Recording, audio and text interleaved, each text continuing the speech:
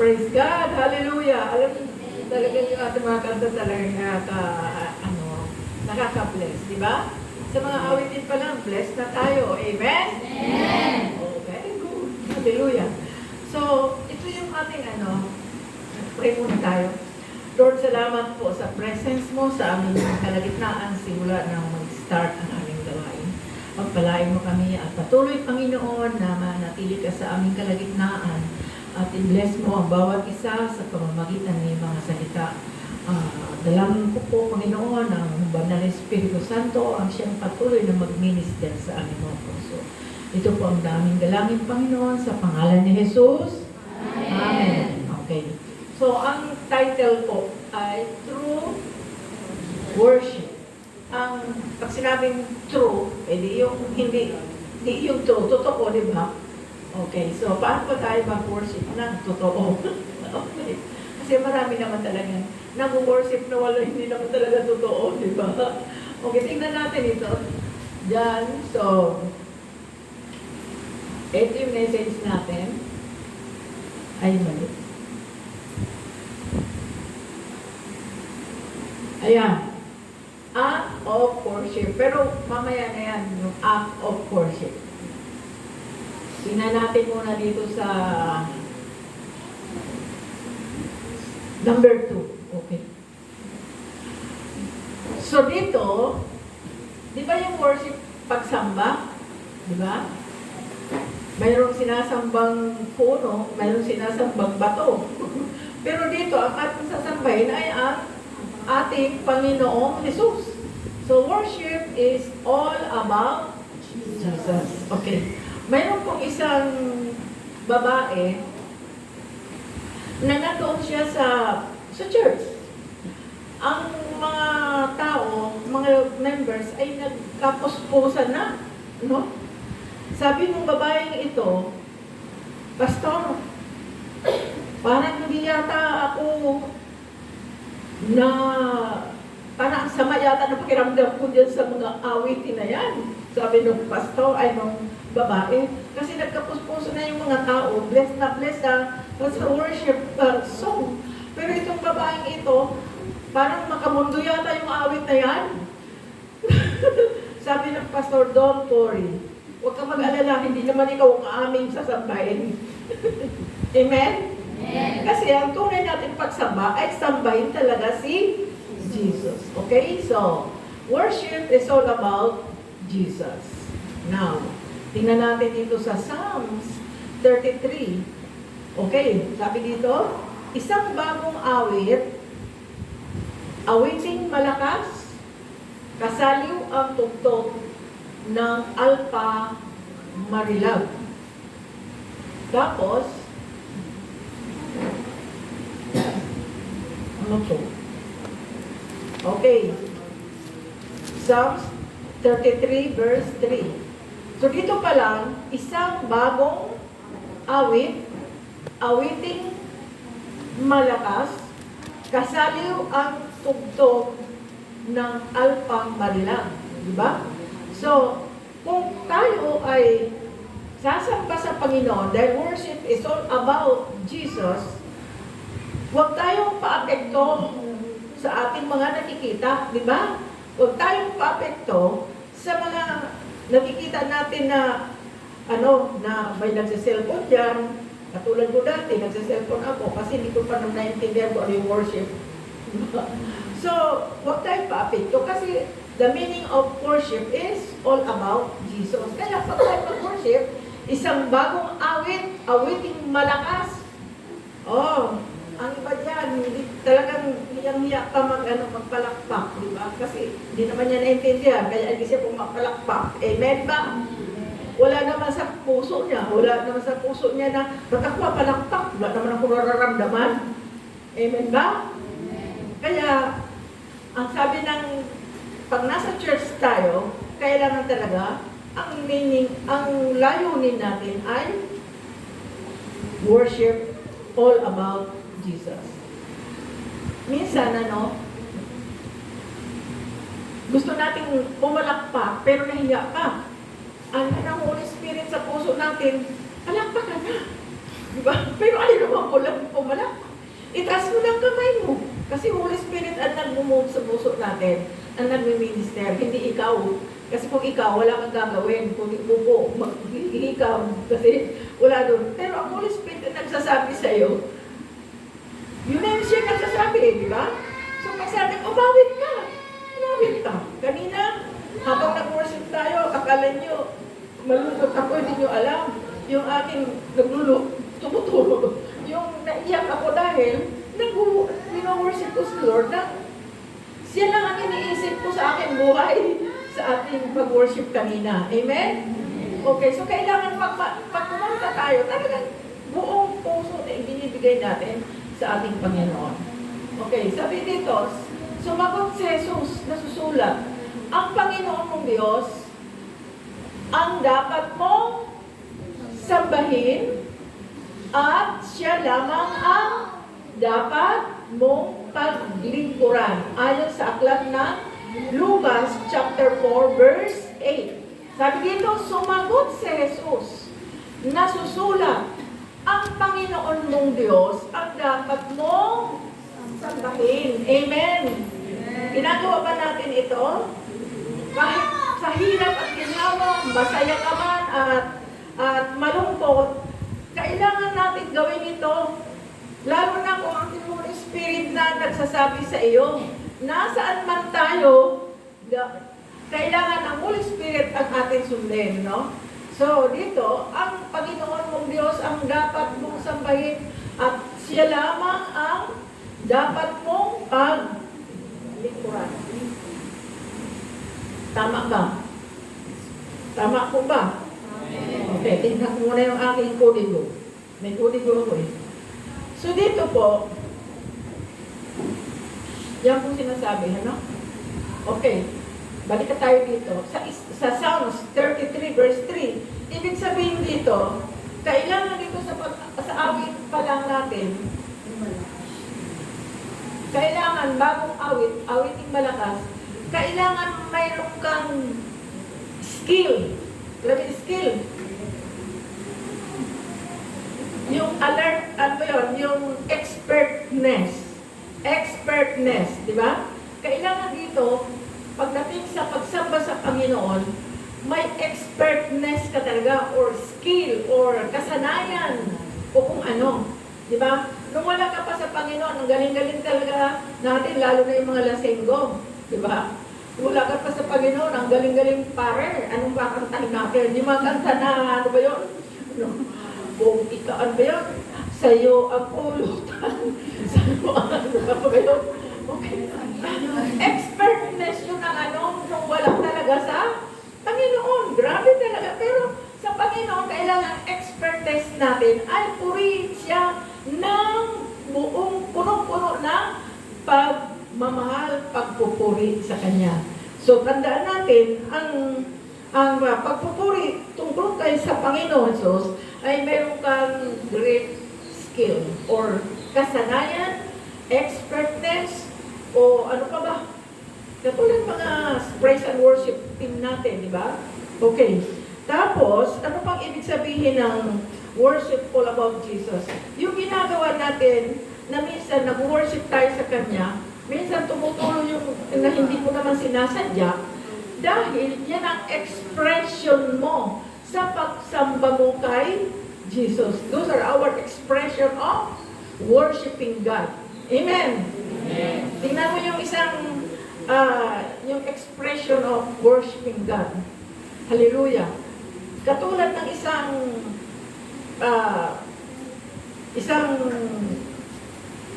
manliligaw at nililigawan yung babae, no? Grabe talaga siya ang expression ng kanyang love, di ba? Mula umaga, wala nang inisip kundi yung kanyang nililigawan, kung ano-ano yung mga ano, kasi expression of love niya yun eh, di ba? Umaga, tanghali, kung ayaw, hindi pa siya makontento sa kakatext, tatawagan pa yan, di ba? Expression of love.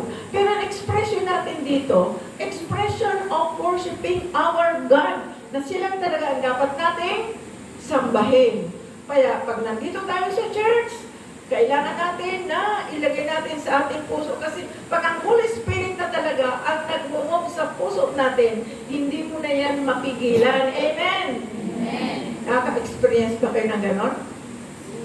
Pag lumarating na ang pray, pag nagpo-praise na tayo, gusto mo na, sabi ng Holy Spirit, kumanta ka na mabuti, kumanta ka, purihin mo ako, purihin mo ang Panginoon. Yun ang kanina sinasabi ko, mayroon ayaw pang tumaas ang kamay. Samantala ng Holy Spirit, nagmumove na sa kanyang puso. Huwag natin pipigilan ang pagkilos ng banal na Espiritu. That is act of worship. Okay, balik tayo doon sa pinanggalingan natin. Kaya nasabi dito sa verse 8, sambahin mong ang Diyos ang dapat mong sambahin at siya lamang ang dapat mong paglingkuran. Amen ba? Amen. Okay, next. Worship is a response to revelation. Worship is a response to revelation. Pag sinabing revelation, di ba kapahayagan yan? Ang revelation? Worship is a response of revelation. Hindi natin pwedeng puwersahin ang tao na mag-worship. We cannot force people to worship dahil wala naman revelation ng Holy Spirit sa kanya. Amen? Because the Holy Spirit has no revelation in His heart. Kasi ang Espiritu Santo ay nag-reveal na ganito ang gawin mo para purihin natin si Lord. Amen. So we cannot force people to worship dahil ang worship is a response to revelation. Kaya ka nagre-response. Bakit? May revelation si Lord sa atin. Amen? Amen. Kaya ang ating praise and worship team ay eto sila. At kayo ay kumakanta dahil dito sa puso natin ang Holy Spirit nandoon. Nagre-reveal ang Holy Spirit. Amen? Napuri natin si Lord. Na hindi mo talaga mapigilan magpuri. Amen ba? Amen. Kaya kanina, nagpupuri yung nanay, umiyak yung anak, pero siguro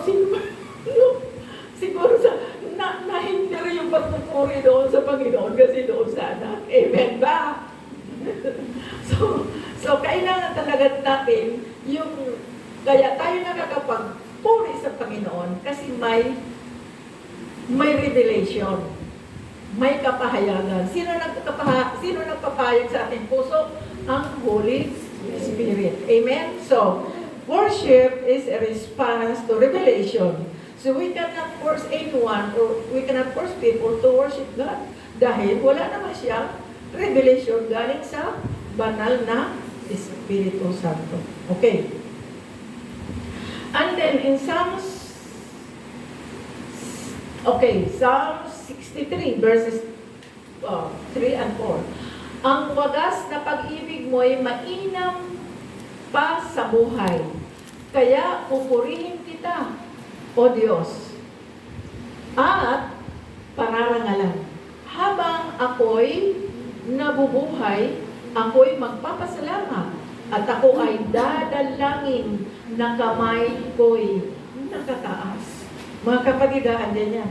Mga kamay ko'y nakataas. So, worship is a response of revelation. Okay. Mayroon po isang youth, kabataan, na nandun siya sa isang, parang,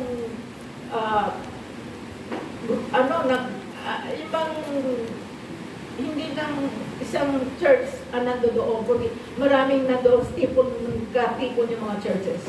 So, isang kabataan na ayaw talaga niya, yang hiya siya magpuri.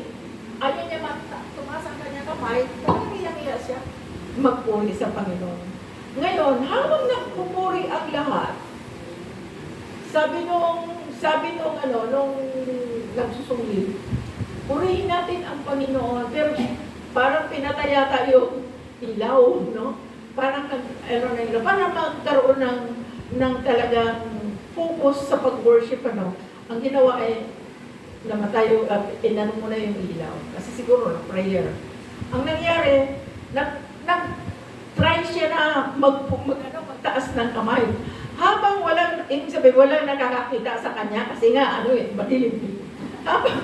Habang walang nakakita sa kanya, tumataas yung kanyang kamay habang nagpupuri. At siya rin gano'n din. Sinahiya nga siya magpuri. Tapos dumating ang time na biglang inopen ang light. Hindi niya ngayon siya makababa.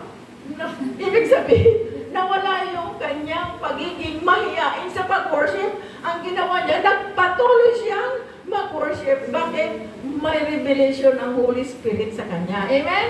Amen. Nagpatuloy siya. Hanggang sa naging pastor na nga itong kabataan ito.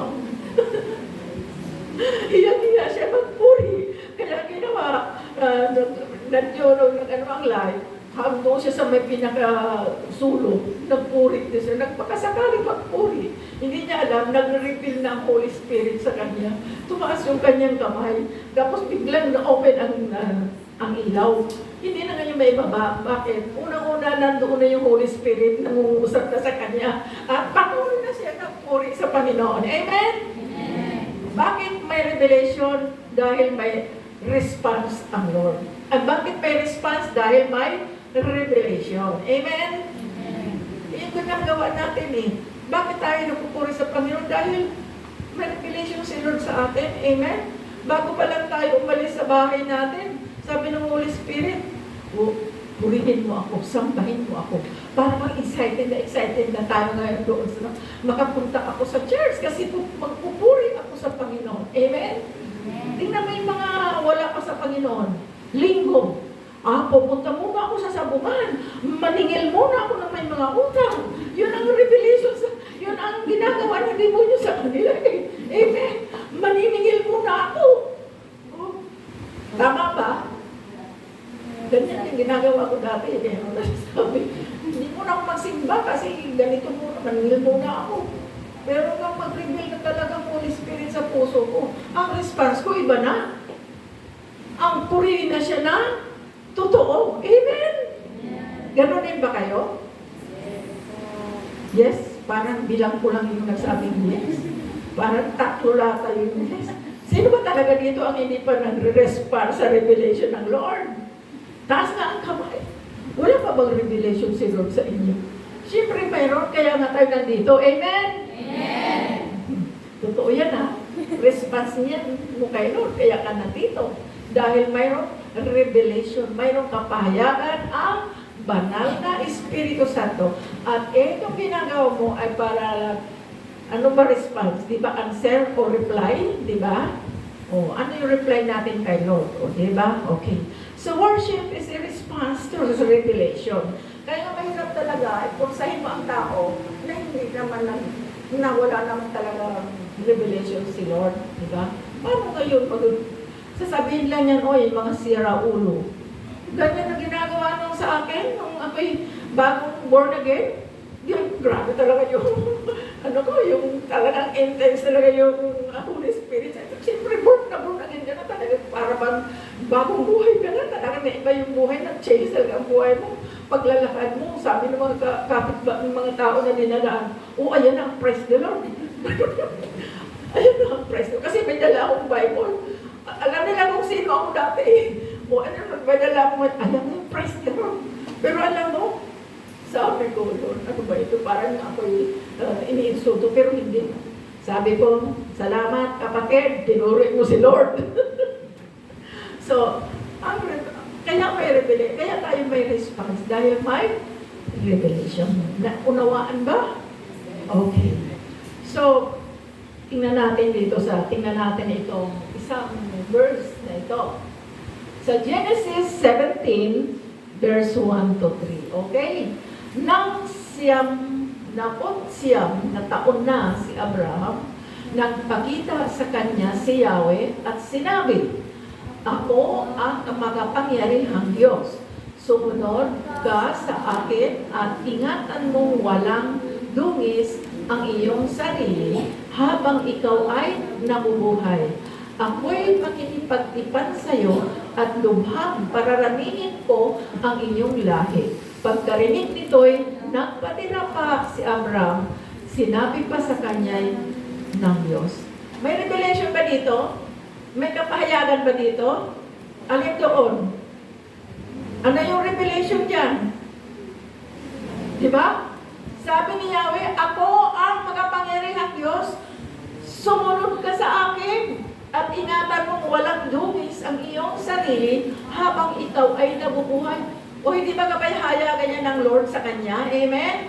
Kaya na rebellion, ito yung kanyang ginawa. Ito yung kanyang response, di ba? Ako'y makikipagtipan sa iyo at ito, pagkarinig nito, nagpatira pa si Abraham, sinabi pa sa kanya ng Diyos. So may response ba si Abraham? May revelation pa dito ang Diyos? Meron. Di ba? Sa verse 1 hanggang 2. Ang kanyang sagot o response niya ay nagpatira pa. Bakit siya nagpatira pa? Dahil may revelation ang Panginoon. Amen? Amen. Okay. Naunawaan ba? So, Genesis 17 verses 1 to 3. Hallelujah. Thank you, Jesus. Next. Lumapit sa kanya ang isang taong may ketong. Lumuhod sa harapan niya at sinabi, Panginoon, kung nais po ninyo, ako'y inyong mapapagaling at magagawang malinis. Matthew 8, verse 2. Sa palagay ba niyo, mayroon ba siyang revelation? Bakit siya lumapit kay Jesus? Mayroong kapahayagan ng banal na Espiritu sa kanya. Amen? So yun, may kapahayagan, may revelation ang Holy Spirit sa kanya, kaya lumapit siya sa Panginoon kasi ito na yung isang ketongin, lumuhod sa harapan niya at sinabi, Panginoon, kung nais po ninyo, ako inyong mapapagaling at magagawang malinis. Bakit nasabi ngayon? Dahil may kapahayagan ang banal na Espiritu sa kanya lumapit sa Panginoon. At ano ang purpose? Para siya ay gumaling. Amen. So, yun po. Next. Ano natin? Number 4 na ba? Okay, next. Tingnan natin. Worship is song. Kadalasan talaga natin ginagawa. Amen? Actually po, mga kapatid, tingnan ninyo sa Bible kung mayroong doon nagsusumilid. Hanapin nyo sa Bible kung mayroong sumleader sa Bible. Kasi ang sumleader, kaya tayo nakagawa dahil ang nagilid sa sumleader ay ang banal na Espiritu. Okay. So, worship is a song. Kailangan may lifestyle ka. Anong klaseng lifestyle ito? Marami ang gumagawa ng ang lifestyle niya sa buhay, huwag matulog sa gabi, gala ka lang ng gala, lifestyle din yun, di ba? Yung mga lifestyle niya ay magdroga, kaya hindi nakakatulog. Lifestyle din niya yun, di ba?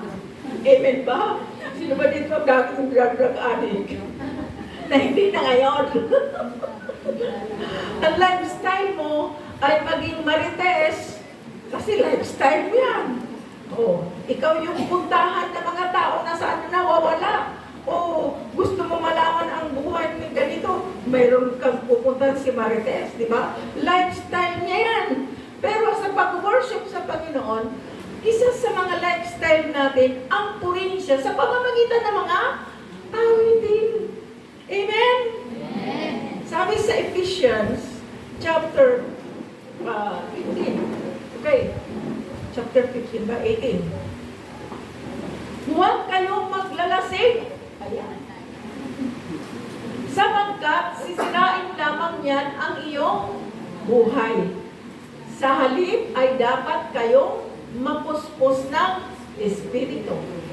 Sa inyong pag-uusap, gumamit kayo ng mga salmo, mga himno, at mga awiting espiritual buong puso kayong umawit at magpuri sa Panginoon. Ay ano kayo dati? Yung sinabi ko sa inyo, sabi niya, huwag kayong maglalasing. Pero sabi ng mga lasinggero, pare, ako ang pulutan, ikaw ang, ano, may kanta pa kaya, di ba? Ano yan? Ikaw ang, ano? Sa'yo ang pulutan. Yan ang mga lifestyle na mga wala sa Panginoon. Amen? Amen. Yan ang mga lifestyle na mga walang trabaho, kundi uminom, maglasing, magmarites. Tama. Lifestyle yun. Pero ang sabi ng Panginoon, huwag kayong maglalasing sapagkat sisirain lamang niya ng inyong buhay. Hindi lang katawan, pati spiritual mo, wala ka talagang connection kay Lord. Amen? Sa halip ay dapat kayong mapuspos ng Espiritu Santo. Sa inyong pag-uusap, gumamit kayo ng mga salmo, mga himno at mga awiting espiritual. Buong puso kayong umawit at magpuri sa Panginoon. Katulad nitong ating mga worship team. Siguro dati kung mga tugtog nila talagang rock na hindi si Lord na napupuri. Talagang si Satanas nagpapalakpak dahil sa kanilang pagkanta. Mga rock na mga kanta. Pero hindi na ngayon, di ba? Amen? Kasi nakikita naman natin talagang lead na sila ng banal na espiritu. Hindi na sila mga lasing sa mundong ito. O lahat tayo naman lahat ay mayroon tayong lifestyle na wala ka sa Panginoon. Lasing tayo sa iba't ibang kaparaanan. Lasing ka sa sugal. Lasing ka kung ano-ano, pagtataya, at kung anong mga bagay na nakakalasing, di ba?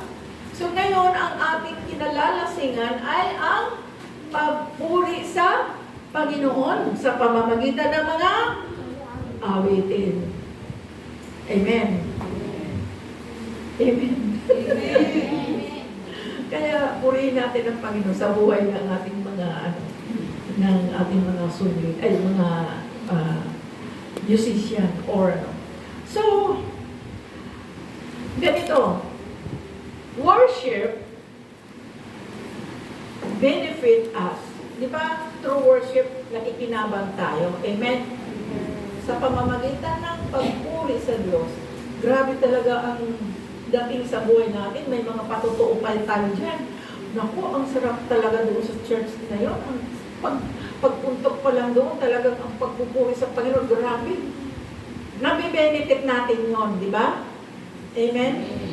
Ano ba yung benefit? Nakikinabang, di ba? Pero ang tunay na layunin ng worship is a song, is to benefit our Lord. Kung nabibenefit tayo sa song, higit sa lahat na atin dapat si Lord ang magbigyan ng benepisyo o benefit. Siya ang mataas, siya ang mabigyan. So dito, worship benefit us, but the purpose of worship is not our benefit. Amen? The purpose of worship is not our benefit. Sino ang dapat?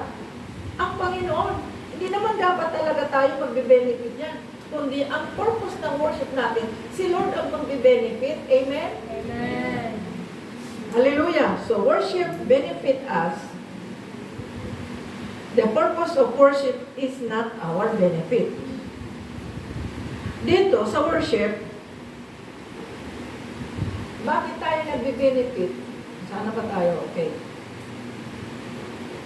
Sabi dito, tinanong ni Eliseo ang hari ng Israel, bakit sa akin kayo lumalapit at hindi sa mga propetang nilapitan ng inyong ama't ina? Sapagkat kaming tatlo pinagsama-sama ni Yahweh upang ibigay sa kamay ng mga Moabita. Sagot ng hari. Sabi niya sa verse 13. Tinanong ni Eliseo ang hari ng Israel, bakit sa akin kayo lumalapit at hindi sa mga propetang nilapitan ng inyong mga ama't ina? sapagkat kaming tatlo'y pinagsama-sama ni Yahweh upang ibigay sa kamay ng mga Moabita ang sagot ng hari. So, ibig sabihin, itong si Eliseo at ang hari ng Israel, sabi, bakit sa akin kayo lumalapit? Di ba? Di ba ang magbe-benefit si Lord? Amen ba? Amen. Dapat si Lord ang ating bibigyan ng kaluwalhatian, ng benefits. Bakit sa atin kayo lumalapit?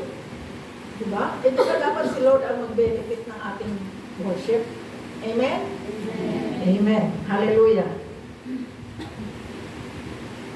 Another is, worship open our eyes so that it makes us aware.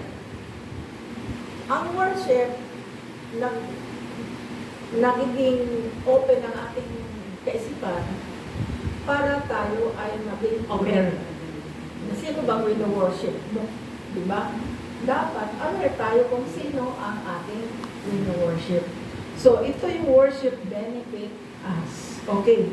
Hallelujah. And then, next, sino natin? O, ito na nga. Number 5 na rin yung sinasabi ko kanina, yung benefits. Okay. So, sino ang nagbe-benefit sa ating worship? Si Lord. Amen? Amen. Hallelujah. Ang sabi pa dito, si Yahweh ang aking pastor, hindi ako magkukulang. Si Yahweh ang aking pastor, hindi ako magkukulang. Kasi nasa kanya ang benefits, siya ang dapat. Amen? Amen. Kaya kung anong mayroon sa kanya, yung binibigay sa atin. Kaya hindi tayo na kukulang. Pinapahimlay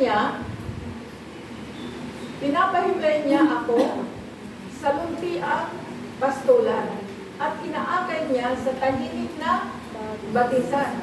Pinapanumbalik ang aking kalakasan at pinapatnubayan niya sa tamang daan upang aking parangalan ang kanyang.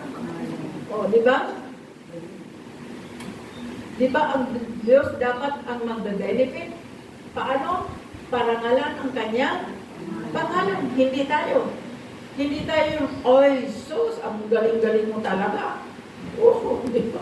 Hindi naman kaya nga, nagbe-benefit tayo, pero ang purpose talaga ng benefits ay si Lord ang dapat mabigyan ng benefits. Okay. So, pinapahintay niya ako sa luntiang pastolan at inaakay niya sa tahimik na batisan. Pinapanumbalik ang aking kalakasan at pinapatnubayan niya sa tamang daan upang ang aking parangalan ang kanyang pangalan. So dapat ang Panginoon lang talaga ang magtanggap o mag-receive nitong benefits na ito. Kasi siya lamang ang meron nito. At kung mayroon man tayo na benefit dahil sa resulta ng ating pag-worship sa Kanya. Hallelujah. Okay? Amen ba? Amen. So, pag-ilan na tayo. Number 1 is, worship is all about Jesus. Number 2 is, worship is response to revelation. Number 3 is, worship is a song, no? Na ang nabibinipit ay hindi tayo, kundi si Lord. Kaya kung kakanta tayo ng worldly, sino magbibinipit mo? Si Lord ba? Hindi, si Satanas. Amen ba? Kaya pag umakanta tayo ng tungkol sa Panginoon, worship, praise, and worship song, ang nagbe-benefit ay ang ating Panginoon. Okay, so that is, worship is a song. Next, so number 4 is, pag inano yun, worship is Freedom. ito. Matatapos na tayo. Kanina, muna. Ito muna. Worship benefits us. Okay? And then, worship is a song. Ayan po. Worship benefits us. Tama, pero ang higit na ng benefit nito ay ang ating Panginoon. Then, another is, worship is freedom. Ano yung kanta na free Alam ba niyo yung kanta na freedom? Sinong na, di ba, pag may mga kanta na may freedom eh. Hindi ko naman alam. Okay, so ibig sabihin, sa 2 Corinthians 3:17, ang Panginoon, ang binabanggit dito ay ang Espiritu. At kung nasaan ang Espiritu ng Panginoon ay mayroong kalayaan. Freedom. No? Worship is freedom. Freedom na tayo sa kabigatan, yung ating kaisipan ay punong-puno ng kaguluhan. Dahil sa worship is freedom, mayroon ka ng peace of mind. Amen? Mayroon tayong peace of mind na kahit na nakikita talaga natin ang matitinding mga problema, grabe talaga, pero we have freedom. Kaya may peace of mind ka. Amen?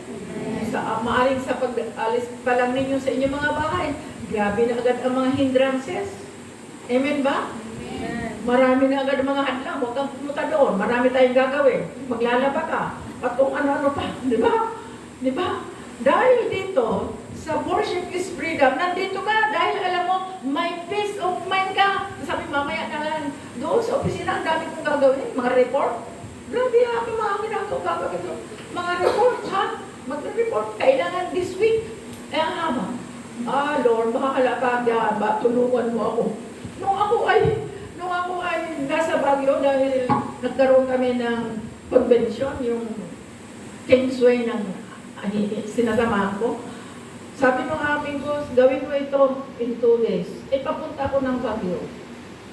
Lord, bahala ka dito. Nilihan ko pa yung mga ginagagawin. Ang dating ko talaga, nag-overtime ako magtrabaho, kaya walang problema. Because I have peace. Worship is freedom. Amen? Amen. Tayo ba'y malaya na? Amen. Malaya ka na bang hindi ka sinisermonan ng asawa mo? At tumigil ka na nga dyan sa pagsusugal. Tumigil ka na nga dyan sa kaka-praise the Lord mo. Ay, may kalayaan na tayo dyan. Amen? Kaya nagdito tayo. Naalala ko yung, naikwento ko na ito sa inyo eh. Yung mag-asawa, na ang babae ay naunang ma-born again. Tandaan niyo, sabi ng lalaki, sa oras na lumabas ka ng bahay, tandaan mo, may mangyayari sa'yo. Kasi lagi siyang kinagalitan, bakit pupunta sa simbahan, born again, pa-born again ka dyan. So, ang ginawa ng asawa, umaga pa lang, niluto na yung paras tanghalian, para walang reason pa na magreklamo pa yung asawa. Ay, ang pangatlo na worship na kanya, kumpleto sa bahay, kakain na lang sila. Sabi ng asawa, oras na lumabas ka ng bahay, tandaan mo, may mangyayari sa'yo. Ikwento ko ulit sa inyo. Lumabas talaga yung babae, yung misis.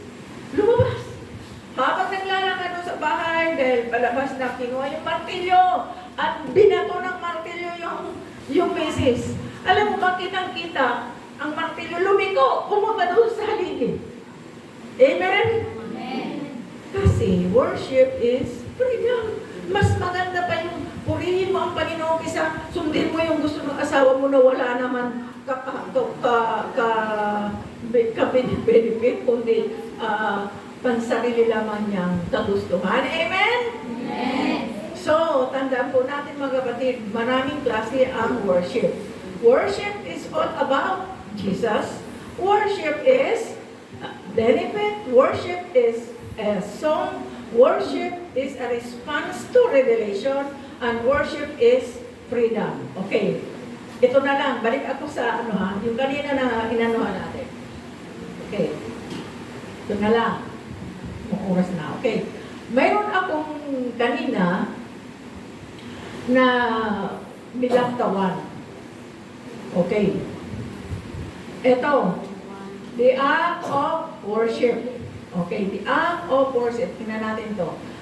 Inaanyayahan si Jesus ng isang pariseo upang makasalo niya. Pumunta naman siya sa bahay nito at dumulog sa hapag. Sa bayang iyon ay may isang babaeng makasalanan. Nabalitaan niya kumakain si Jesus sa bahay ng Pariseo. Kaya nagdala siya ng pabangong nasa sisidlang alabastro. Lumapit siya sa likuran ni Jesus sa gawing paanan, umiiyak na binasak niya ng kanyang mga luha at ng mga paa ni Jesus. Pinunasan niya ang kanyang sariling buhok, hinalikan at binuhusan ng pabango ang mga paa nito. Ano ibig sabihin nito, mga kapatid? Worship, ito yung tinatawag na act of worship. Act of worship. Yung babaeng makasalanan. Yung babaeng makasalanan, ha? Imagine. Nung malaman niya na nandoon si Jesus, no, siguro nag-reveal na yung Holy Spirit sa kanya. Pumunta ka kay Jesus dahil nandoon ang Panginoon Jesus. Pagdating doon, anong dala niya? Pabango. At anong kanyang act of worship? Ano yung act of worship niya? Pinunasan ang kanyang mga paa, binuhusan ng pabango, at pinunasan ng kanyang buhok. Ito yung act of worship ng isang makasalanan na pinatawad ng Panginoon. Amen? Matindi yung kanyang salanan, pero pinatawad siya ng Panginoon at patuloy na nagpuri sa kanya itong babaeng ito. Okay, tingnan natin. Next. Hindi mo ako, sabi dito mayroong sinabi dito si Lord.